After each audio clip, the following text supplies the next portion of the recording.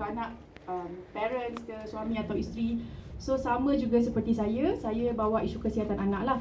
Jadi anak saya ni, saya cerita sikit, dia ada isu masalah tidur kronik sejak baby. Dia tak boleh tidur malam, sampailah usia dia 3-4 tahun macam tu. Tapi hari ni saya tak cerita pasal anak saya lah. Jadi bila saya mencari solution untuk anak saya tu, akhirnya tahun 2021 saya mula berkenalan dengan Lingzi dan Xuan Ho lah. Okay, so pendekkan cerita, bila tanya pasal Lingzi dan sekian-sekian, kita tak sabar kan, sebab sebelum ni kita dah berhabis banyak duit tapi isu kesihatan anak tak selesai. So saya tanya dekat Cik Is waktu tu, okay, saya nak tahu berapa je harga Lingzi. And then bila kita dengar harga Lingzi tu, memang saya kata tak apalah cik, terima kasih. Okay, terima kasih, terhenti di situ. Tapi dalam pada kata tak nak cuba Lingzi tu, mulut ni gatal, pergi cerita dekat mak saya pula. Okay, mak saya ni usia 64 tahun, masa 2021, 61 lah. Beliau adalah pesakit asma kronik 30 tahun lebih memang bergantung dengan ubat-ubatan. Memang inhaler sentiasa bersama beliau. Dulu satu inhaler, dah tambah jadi 2.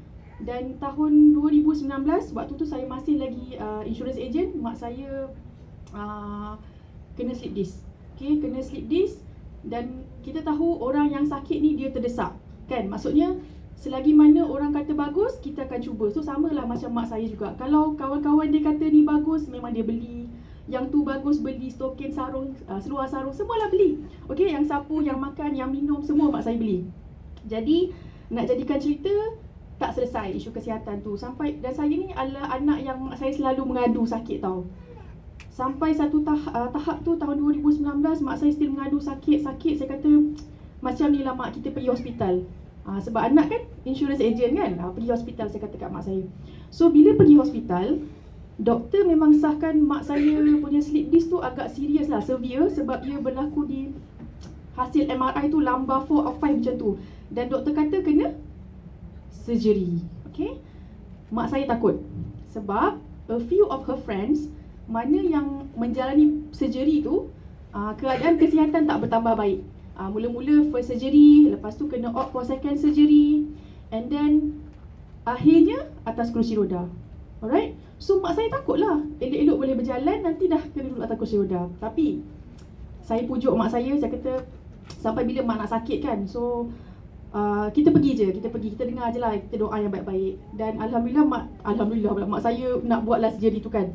Tapi nak jadikan cerita, hari kejadian tu, petang tu, pakar ortopedik call saya. Dia kata tak boleh buat prosedur sebab keadaan mak saya tu risky. Saya lupalah explanation doktor tu, tapi yang saya ingat, dia kata antara nerve dengan tulang tu macam dah melekat. So dia tak boleh nak cucuk jarum tu. So condition tu too risky untuk dia buat, dan dia kata tak boleh buat. Makanya pulanglah mak saya, discharge petang tu juga, pulang. Tapi isu kesihatan tak selesai. Kat sini saya belajar satu benda. Walaupun kita ada insurance, walaupun kita ada medical card, tapi itu bukan jaminan, okay, isu kesihatan dapat diselesaikan. So apa yang berlaku, bila saya cerita pasal Lingzi kat mak saya kata, bolehlah mak nak cuba. Walaupun dia tak tahu pun Lingzi tu apa. Dengar daripada mulut saya je. Saya pun tak tahu sangat kan, tapi cerita kat mak. So mak saya kata, bolehlah nak cuba kan. So saya contact balik Encik Is, cubalah pakai Lingzi. So upline dah bekalkan lah, maksudnya info produk, info dos macam mana, akan ada healing crisis dan sebagainya. Okey lah, start makan. Satu tempoh tu betul, memang mak saya dapat reaction. Oh okey, dapat reaction healing crisis. Okey lah, saya cakap dengan mak saya, tak apalah, teruskan saja makan, itu healing crisis. Tapi yelah, satu sebab faktor usia, orang tua kan, dan kita pun tidak duduk bersama-sama dengan dia. Jadi mungkin sokongan tu tak terlalu kuat, okey. Dan mak saya keep on mengadu, tak selesa, sakit itu, macam nak pecah perut lah, macam-macam. Lepas tu kan, saya kata kat mak saya, macam ni lah mak, kalau mak rasa dah tak boleh go lagi, mak berhenti je lah. Saya kata macam tu kat mak saya. Padahal bukankah saya yang buka mulut cerita pasal Lingzi? So sepatutnya bukankah saya yang bertanggungjawab, saya kena jadi penasihat yang baik untuk mak. Tapi apa yang berlaku? Saya jadi punah sihat. Punah, memang punah. Saya suruh mak saya berhenti, dan mak saya berhentilah. Jadi bila upline follow up, macam mana keadaan mak dan sebagainya. Saya kata, oh mak saya kata dia nak berhenti. So waktu tu saya tahu upline sedang cuba memahamkan kita pasal healing crisis. Tapi kalau kita tak buka ruang, tak bagi peluang pada diri, memang kita takkan faham. So saya kata kat upline, tak apalah Kak Yuli, biar je lah mak saya stop. Okay, masa berjalan sehinggalah sekitar Ogos 2022, saya rasa macam teringat balik dekat Lindsay tau. So saya kata sebab isu anak saya yang tak boleh tidur tu memang belum selesai. Jadi saya kata nak cubalah Lindsay untuk Afrina pula. Then contact balik Encik Is, kata nak beli Lindsay untuk anak. Tapi waktu tu Encik Is kata, why don't kita appointment jumpa, dan takdirnya ada kelas GD Haslina waktu tu dekat Wisma Chuang Ho. Jadi Kak Yuli kata, jomlah Irna datang kelas. Dan saya rasa mungkin hidayah tu dah sampai. Saya kata, okeylah Kak Yuli, bolehlah saya datang. Kan hampir 1 tahun mendaftar 9 September 2021. After 1 year baru datang Chuang Ho. So sekarang ni bila kita dah ada rangkaian kan, kita ajak rangkaian kita, Mel dah datang Chuang Ho, tapi tak datang. Janganlah marah. Sebab kau pun setahun baru datang Chuang Ho. So mungkin ni balasan lah. So kita rasalah balik apa yang upline kita rasa kan. Tapi sebabkan upline tu keep on ajak, bagi tahu ada kelas, dan saya kata okey, saya datang. Dan waktu tu Kak Ina present pasal healing crisis. Okey, jadi kan masa Kak Ina present tu, saya duduk dalam kelas, saya rasa macam, oh barulah saya punya sel-sel otak ni berhubung dengan sangat giatnya. Saya rasa bersalah sangat, kenapa saya suruh mak saya berhenti. Walhal kita tahu kalau dapat healing crisis tu kita kena double up dosage kan. So saya kata dengan Kak Yuli, okey, Ogos 2022 saya start rawatan anak dan saya sambung balik rawatan untuk mak saya. Okeylah Ogos. So September, Oktober, November, Disember kan. 3-4 bulan tu bolehlah kita beli pakai duit sendiri kan. Tapi lama-lama kita termenung guys. Termenung, memikirkan masa depan termenung kan. Saya rasa macam, wish, tak boleh jadi ni. Dan kita mulalah sedar yang nak merawat, kalau nak merawat perlukan duit. Jadi saya pun duduk saya terfikirlah yang Kak Yuli pernah share peluang yang ada di Chuang Ho. So saya memang cakap, saya contact Kak Yuli, saya kata, Kak Yuli, saya rasa saya nak buat bisnes Chuang Ho. Sebab saya dah berhenti insurans tu. So kalau tanya bila yang saya betul-betul buat, kiranya macam hujung tahun 2022 tu saya mula decide nak buat. Januari 2023 memang saya start. Okay, bila kata nak buat bisnes, kita maklumkan pada upline, saya percaya upline akan hulurkan tangan dan bimbing kita, itu saya percaya. Jadi saya pun mulalah melakukan rutin-rutin yang perlu dilakukan oleh usahawan Chuang Ho. Ada 7 kan rutin-rutin tu, tapi tidaklah saya buat ke 7-7. Saya dah mulalah sikit demi sedikit. Okay, dah mula hadir kelas, dah insaf kan, datang meeting. Kalau dulu kan grup WhatsApp coaching kita tu mute. Sekarang pun masih mute sebab kita nak jimat bateri. Tapi sekarang kita dah pin grup WhatsApp tu duduk dekat bahagian atas supaya kita tidak terlepaslah apa-apa info pasal produk, kesihatan, kelas dan sebagainya. Jadi kita dah start lah buat sharing. Bila dah buat sharing, kita dah mula dapat appointment. And then saya start lah, memang saya rasa macam 6 bulan fasa pertama tu memang saya akan bawa upline saya ke mana-mana. Kalau upline kata okey, minggu tu boleh, memang saya akan bawa. Betul kan Kak Yuli? Kita pergi merata-kata. So dalam pada masa yang sama, upline juga mula tanya dekat saya, okey Irna kata Irna nak buat bisnes Chuang Ho. So kalau you nak buat bisnes, you nak pergi mana? Maksudnya you nak capai apa dalam Chuang Ho ni? Waktu tu saya rasa macam baru 3 bulan, 4 bulan macam tu, tapi upline pun dah start tanya. So saya kata kat Kak Yuli, okey lah kita refer dekat marketing plan tu kan. Saya kata mestilah nak capai 13,000 PV. Tapi in order untuk kita capai 13,000 PV tu, mestilah dia kena bermula dengan kan, daripada satu tangga ke satu tangga. So itu yang saya buat. Slowly memang satu tangga ke satu tangga, sampailah pada bulan Jun 2023 saya mula capai 13,000 PV yang pertama. Okay, and then saya ulang balik benda yang sama Julai 2023 capai 13,000 PV yang kedua. So officially qualify VM masa tu lah. Okay, and then kita punya rangkaian pun dah sedikit berkembang lagi kan. Dan di antara downline kita tu, kita pun takkan tahulah siapa yang nak buat bisnes. Dan saya percaya semua distributor Shuangho pun lalui benda yang sama lah. Maksudnya ada dalam rangkaian kita tu ada yang jadi pengguna kan, ada yang pengguna jaga kesihatan, ada yang pengguna untuk reverse kesihatan, ada yang tak guna-guna pun ada kan. Tapi tak apalah. Dan dalam rangkaian saya tu ada seorang downline saya ni yang saya boleh kata dia hantu kopi. Okay, dia punya tahap hantu tu, seriously, dia punya tahap hantu tu, she can spend like RM400 per month semata-mata untuk kopi. Kalau keluar beli kopi, duduk rumah pun dia akan order kopi melalui Grab ataupun Panda. Jadi bila beliau cuba CEO cafe tu, jatuh cinta. Okay, bila jatuh cinta dan downline saya ni pula, beliau merupakan baker, Keto Cakes punya baker, dan orang kenal.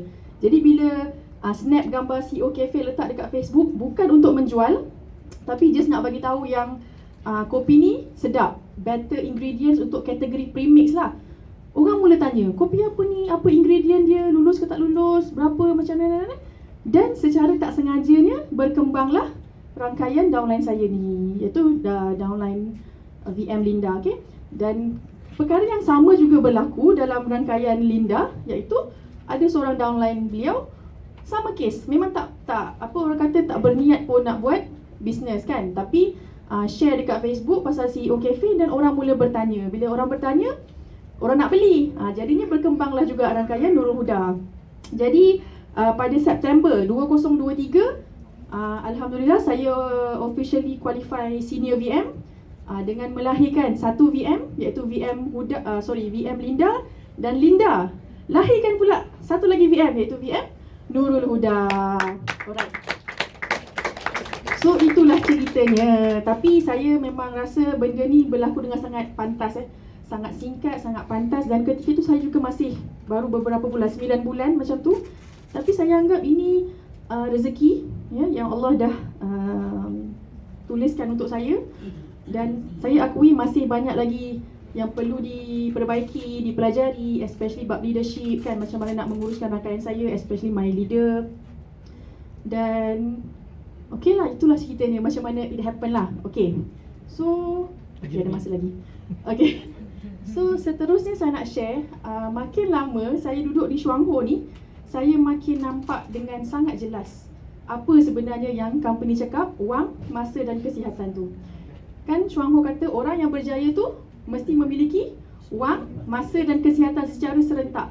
Kalau kita baca tu kan, okey, wang, masa, kesihatan ia penting. Tapi sejauh mana kita betul-betul memahami benda tu. So bila saya dah lama sikit dalam Shuangho, saya mula nampak dengan jelas. Okey, saya bagi contoh lah Masa saya buat insurans dulu memang kita akan nampak dan kita dinampakkan wang dan masa lah. Memang kita akan dapat wang dan masa, dan bukan insurans saja, mana-mana bidang pun kalau kita buat, insya-Allah wang dan masa tu akan dapat. Cuma bab kesihatan tu mana kita nak dapat? Tapi di Shuangho, 3 perkara dekat bumbung yang sama. Tak payah sibuk-sibuk pergi keluar tempat lain kan. Saya bagi contoh, masa saya buat insurans, 11-12 malam masih di luar. Ada kalanya memang masih di luar, di kedai mamak, close case, jumpa orang. Balik rumah, belum tidur. 1-2 pagi masih lagi submit case. Kalau tak submit nanti kan jadi apa-apa, ayah pula kita submit case. Tapi di Shuangho ni, saya rasa memang sekarang ni saya memang belum bebas untuk capai wang dan masa. Tapi dalam perjalanan saya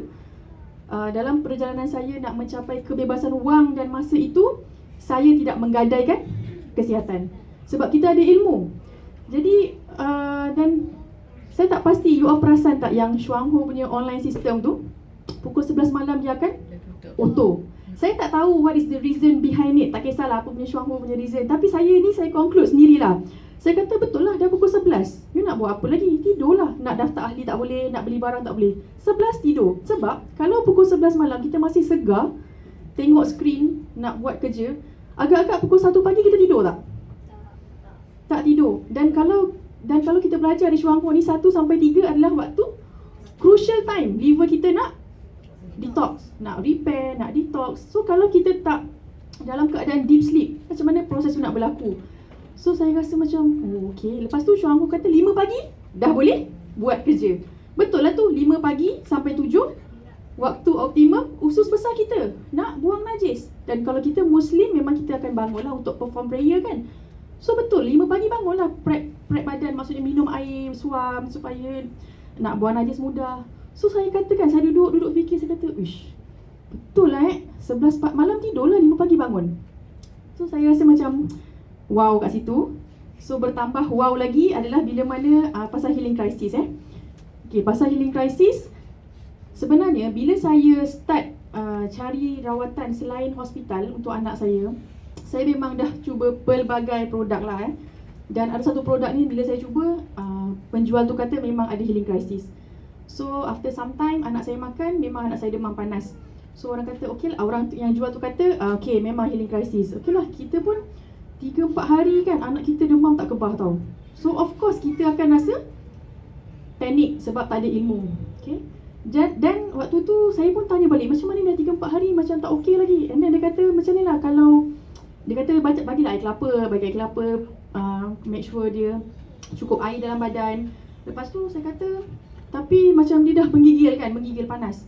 Tak apalah kalau you rasa tak yakin, dia kata bawalah pergi hospital.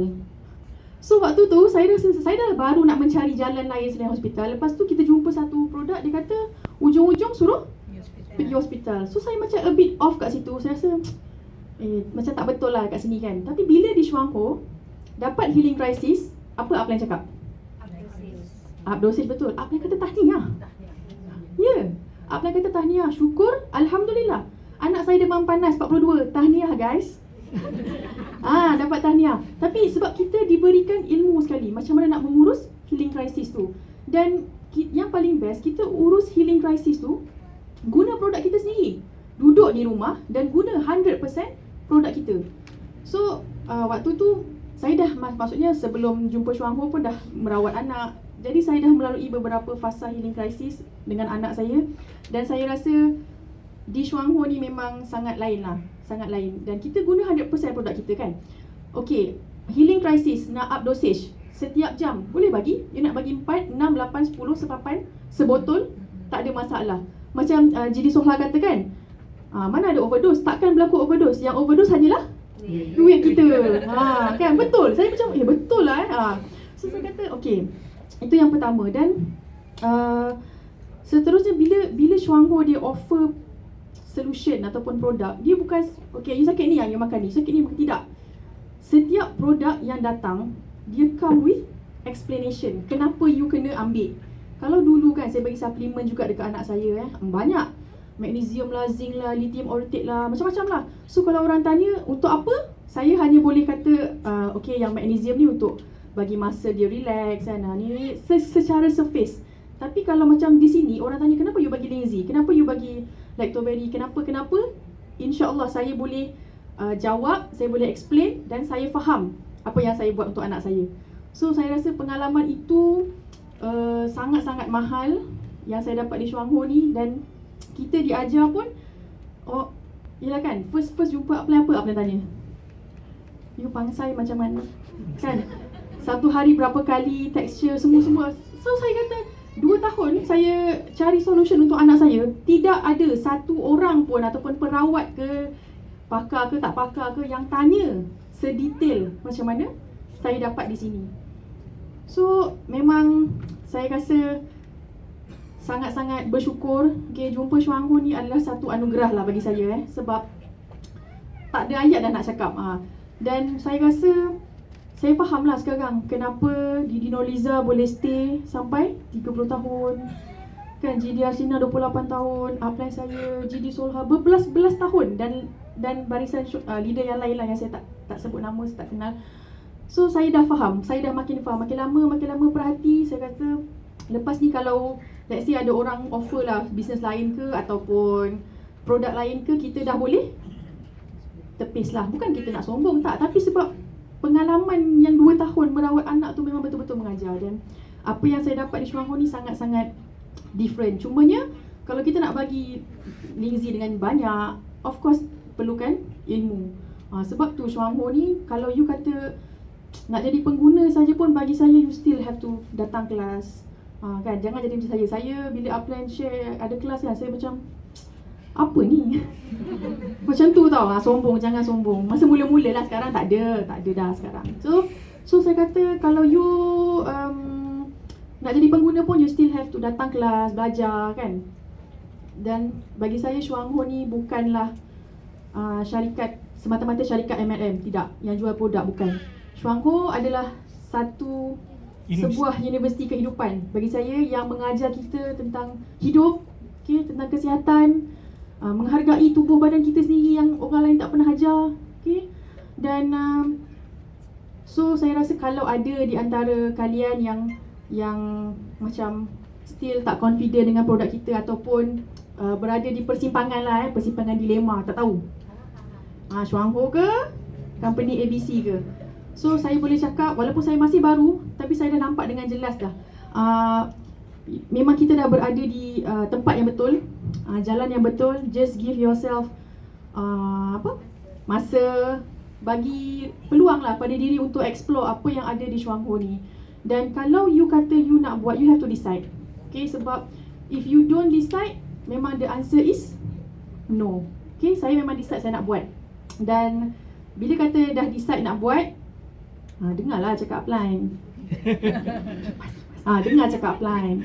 Kan, bagi saya, sebab ada yang bertanya kepada saya, macam mana Irna buat, apa tips. Saya kata ikut je lah apa yang upline suruh buat. Macam Didi Nurliza kata kan, ikut bodoh. Selagi mana benda tu tidak bercanggah, dan kita ikut. Sebab bagi saya upline is orang yang dah berpengalaman dalam bisnes ni. Mereka dah lama, so mereka dah lalu dah apa yang kita belum lalu. Bukanlah kata kita tak boleh nak buat dengan cara kita sendiri, tidak. Cuma pada saya, upline kita ni dah dah tunjuk jalan, okay? Dah buatkan jalan untuk kita. So kita just ikut. Duplikasi sangat-sangat penting. Ikut je apa yang upline kata tu, kita ikut. Dan seterusnya apa jangan gaduh-gaduh dengan upline, jangan. Kita kalau boleh tak nak ada isu dengan upline, sebab we want to stay in this business panjang. Bukan nak setahun 2 tahun, kita nak lama macam kita punya leader-leader. Jadi bagi saya, kalau ada upline tegur ke kan, ataupun upline tegur ke apa, just take it as macam advice daripada parents kepada anak, macam tu. Tapi saya nak tanyalah kat sini, you all kan tengok saya punya upline tu, tak apa dia tak dengar. You all rasa upline saya garang tak? Tak garang. Tak garang guys. Itulah, you all tak tahu. Upline saya garang. Ada masanya garang, ada masa tegas. Sekali kami kena zas, bukan zas rotan lah, zas pakai mulut. Tanya ni adik-adik saya ni, menitik air mata tau. Tapi bagi saya, kalau upline tak zas kan, mungkin kami pun tak berada di mana kami berada sekarang. Okay, for me, janganlah kita ada isu dengan upline. Macam Didi Nurliza selalu cakapkan, trust your upline. Sebab upline tidak akan taburkan pasir dalam periuk nasi kita. Saya memang betul, lama-lama saya duduk Shuang Ho, saya ingat balik apa yang leader-leader cakap. Memang betul. So just trust your upline. Dan bagi saya, mungkin kena zas lagi lah kot dapat naik special pula lepas ni. Okay, saya rasa itu saja kot dari saya. Dan ada lagi kot. Apa lagi?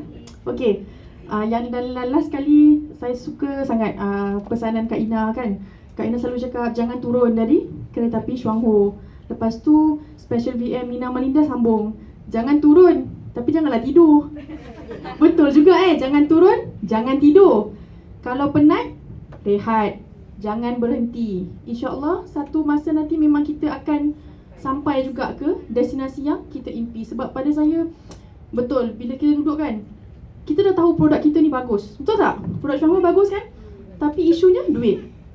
Jangan sampai kita dah diuji, baru kita nak bermula. Dan memang saya ingat pesanan upline kan, jangan sampai ada penyesalan. Sebab kita dah tahu kita punya produk bagus, tapi kita tak ada duit.